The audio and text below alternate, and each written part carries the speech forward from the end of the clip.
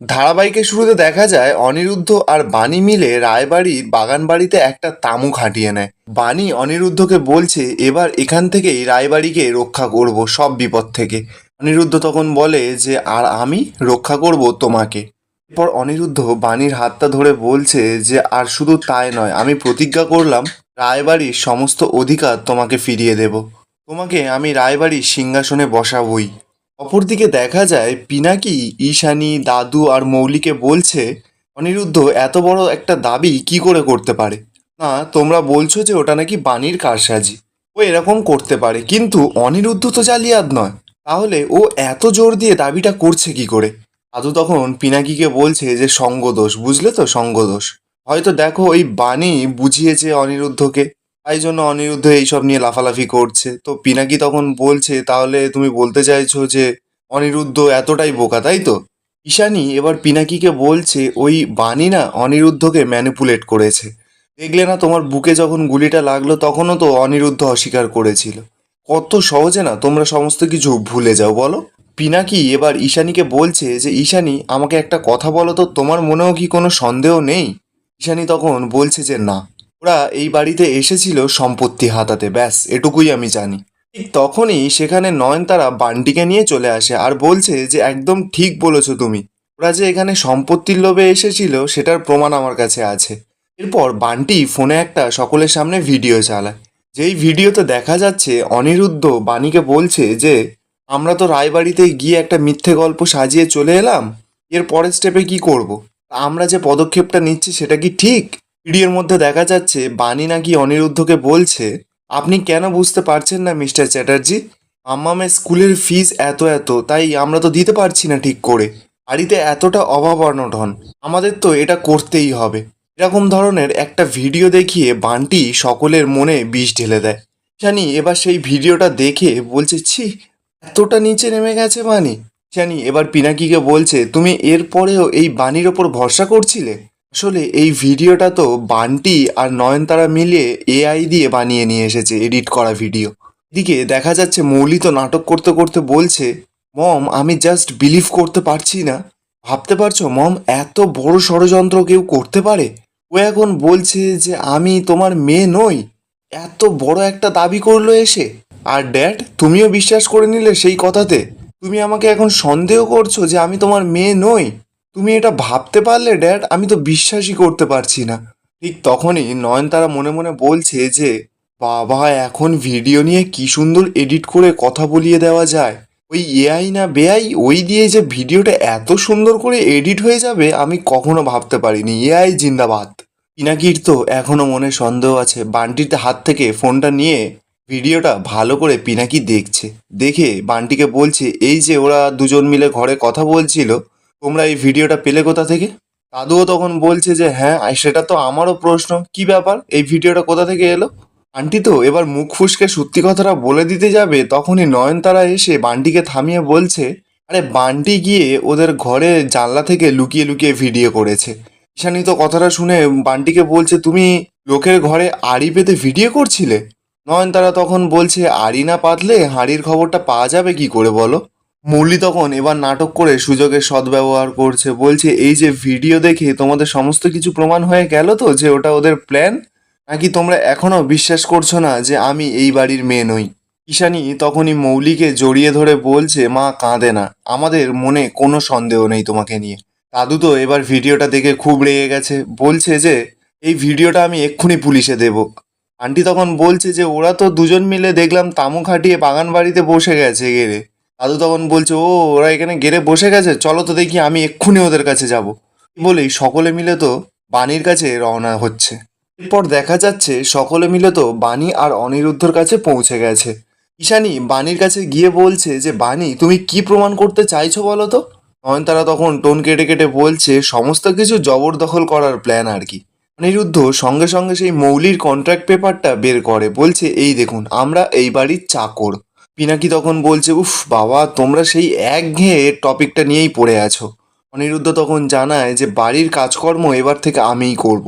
পিনাকি এবার ঈশানী আর দাদুকে বলছে অনিরুদ্ধর মতন এতটা স্মার্ট ইন্টেলিজেন্ট ছেলে এসব করে বেড়াচ্ছে, ঝাড় দিচ্ছে, ঘর মুছছে, তোমাদের কি মনে হচ্ছে সব কিছু এমনি এমনি করছে? ঠিক তখনই সেখানে মৌলি চলে আসে। অনিরুদ্ধ মৌলিকে দেখে বলছে, এ কি ম্যাডাম, আপনি নেমে এলেন কেন? আমরাই তো আপনার কাছে যাচ্ছিলাম 5-4 মাস খাটার জন্য। আমি তখন বলছে, শুধু মিস্টার চ্যাটার্জি কেন, আমিও এই বাড়ির সমস্ত কাজ করে দেব। দাদু তখন বাণীকে বলছে, এসব কি অসভ্যতামি হচ্ছে বাণী? একদিন আমাদের বাড়িতে ঢুকে বলছো তুমি এই বাড়ির মেয়ে, আবার একদিন এসে তামু খাটিয়ে ওখানে রান্না বান্না করছো, ঝাড় দিচ্ছ। তোমাদের তো দেখছি বের করে দিলেও শিক্ষা হচ্ছে না। ঈশানী তখন দাদুকে বলছে, বাবা সমস্ত দোষ তো এই মৌলির। কত নষ্টের গোড়া ওই এগ্রিমেন্ট।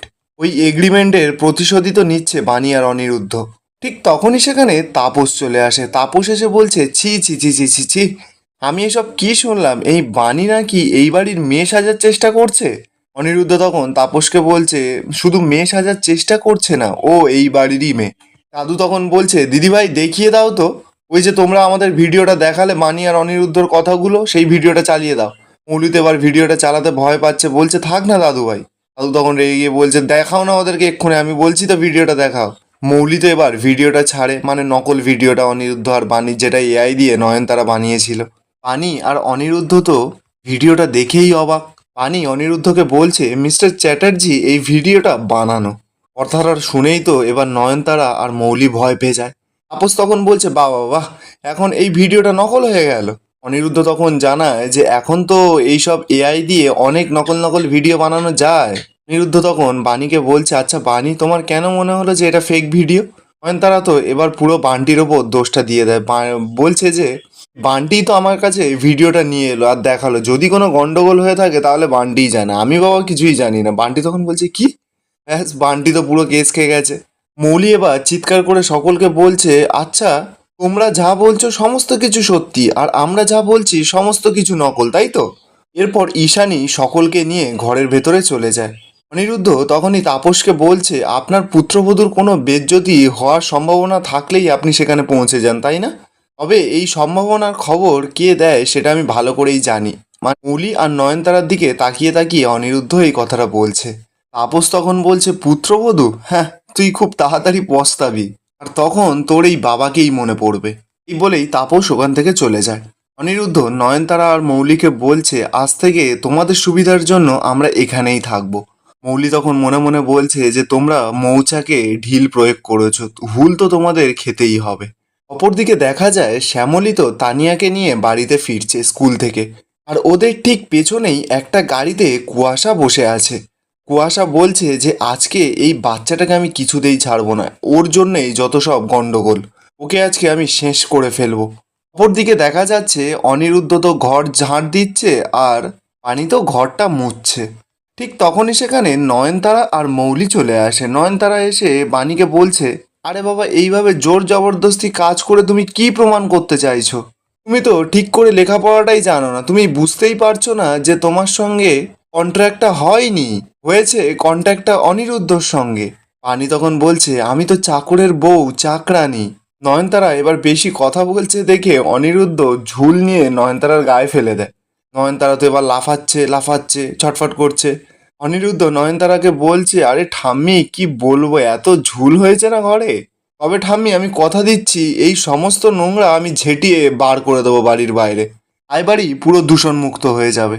অনিরুদ্ধ আর বাণী এবার মৌলির কাছে যায়। বাণী মৌলিকে দেখিয়ে দেখিয়ে অনিরুদ্ধকে বলছে, দেখেছেন কত বড় বড় ময়লা চারিদিকে ঘুরে বেড়াচ্ছে? অনিরুদ্ধ তখন বলছে, হ্যাঁ, এত বছর ধরে তো জমে আছে, তাই জন্য উঠতেই চাইছে না। এই বলেই অনিরুদ্ধ আর বাণী ওখান থেকে চলে যায়। মৌলি তো এবার খুব রেগে গেছে। নয়নতারাকে গিয়ে বলছে যে ঠাম্মি, এইসব এরা কি শুরু করেছে বলো তো? নয়নতারা তখন বলছে, দিদিভাই, এই এগ্রিমেন্টের মাথা মোটা বুদ্ধিটা কার ছিল? ঠিক তখনই সেখানে আবার ভিকি চলে আসে। ভিকি এসে মৌলিকে বলছে, মৌলি এইদিকে শোনো, আমি এইগুলো কি শুনছি, তুমি নাকি এই বাড়ির মেয়েই নও? মৌলি তখন এবার তোতলাচ্ছে, বলছে যে না না, এটা পুরো সাজানো, কিন্তু তুমি কি করে শুনলে? ভিকি তখন বলছে, আরে বাবা, এইসব ছাড়ো না, বাদ দাও, কিন্তু তুমি যদি এই বাড়ির মেয়ে না হও তাহলে তো তুমি কোনো টাকাই পাবে না, আমি যে এত টাকা ইনভেস্ট করলাম সেটা পুরো লস। মৌলি তখন বলছে, আরে এগুলো সব যত উল্টোপাল্টা কথা, এগুলো বিশ্বাস করার কোনো দরকার নেই। আরে বাবা, আমি এই বাড়ির মেয়ে আর তুমি হবে সান ইন ল, সমস্ত প্রপার্টি আমাদের। নয়নতারা তখন গিয়ে মাঝখানে কথা বলে, বলছে, বাবা ভিকি, তুমি হবে এই বাড়ির জামাই, তোমাকে এই সম্পত্তি থেকে কেউ বঞ্চিত করতে পারবে না। ভিকি তখন বলছে, তাহলে তো ভালো কথা, তাহলে একটা ডেট ফিক্সড করুন। আমি বাবা মার সঙ্গে তাহলে কথা বলি। কি বলুন তো, আপনার নাতনির পেছনে না পড়ে থাকা এতদিন ধরে আমার পোষাচ্ছে না। আমার বাকি গার্লফ্রেন্ডসরা রাগ করছে। এই বলেই ভিকি ওখান থেকে চলে যায়। নয়নতারা তো কথাটা শুনে খুব রেগে যায়, বলছে থ্রেট দিয়ে গেল, আমাকে থ্রেট দিয়ে গেল, এই দুদিনের ছেলে নাকি নয়নতারা রায়কে থ্রেট দিয়ে যায়। এই বলেই নয়নতারার মুখটা হঠাৎ করে হাঁ হয়ে যায়। দেখা যায় বানি অন্য দিক থেকে ওদের সমস্ত কথাগুলো মোবাইলে রেকর্ডিং করছে। আর বানির সঙ্গে অনিরুদ্ধও আছে। মৌলির তো দেখে পুরো চোখ টোক হাঁ হয়ে গেছে। মৌলি এবার ফোনটা নিয়ে নয়নতারার কাছে এসে বলছে, বলুন বলুন, থামলেন কেন, পুরোটা বলবেন তো? আর এই সমস্ত কিছু তো রেকর্ডিং হচ্ছে, আরে শেষ করুন কথাগুলো। ভিকি যা যা বলে গেল সেগুলো তো পুরো রেকর্ডিং হয়েই গেছে। আর এটা কিন্তু কোনো ফেক ভিডিও নয়, মানে অনিরুদ্ধ বলছে, বা কোনো এআই জেনারেটেড ভিডিও নয়। অনিরুদ্ধ এবার বাণীকে বলছে যে বাণী, তুমি এই ভিডিওটা চটপট আমাকে শেয়ার করে দাও, আর সকলকে শেয়ার করে দাও, সকলে তো জানুক, সবাই বুঝুক যে আসল চক্রান্তটা কোথায়। মৌলি তখন ছুটে গিয়ে বাণীর হাত থেকে ফোনটা কেড়ে নিতে যাবে, তখনই তো অনিরুদ্ধ মৌলির হাতটা ধরে নেয়। বলছে একদম নয়, এইসব চেষ্টা করো না ভুল করেও। যা হবে এবার সকলের সামনে হবে। নয়নতারা তো এবার একটা চাল খেলে। অনিরুদ্ধ আর বাণীকে গিয়ে বলছে যে হোক, করো ভিডিও তোমরা ভাইরাল। মৌলি তো এবার ভয় পেয়ে যায়, বলছে কি বলছো? নয়নতারা তখন মৌলিকে বলছে, আরে হোক না, ওরা ভিডিও ভাইরাল করুক না।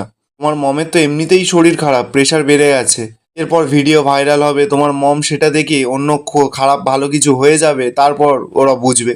এবার বাণীর তো আসল মা ঈশানী, তাই জন্য বাণীর খুব ভয় করছে এবার ভিডিওটা ভাইরাল করতে। জানে তো যদি মার কিছু হয়ে যায় তাহলে মেয়ের কি হবে। অনিরুদ্ধ কথাটা শুনেই বাণীকে বলছে, বাণী তুমি কিন্তু এদের কথায় গলে যেও না, এরা কিন্তু ইমোশনালি তোমাকে ব্ল্যাকমেল করছে। আমি বলছি তুমি ভিডিওটা ভাইরাল করো। বাণী তখন অনিরুদ্ধকে সরাসরি জানায় যে অন্য কারোর ক্ষতি করতে গিয়ে আমি আমার বাবা মার কোনো ক্ষতি হতে দেব না। আর এখানেই আজকের এপিসোডটা শেষ হয়ে যায়। দেখা হবে নতুন কোনো এপিসোডের সঙ্গে, ততক্ষণ ভালো থাকবেন, সুস্থ থাকবেন।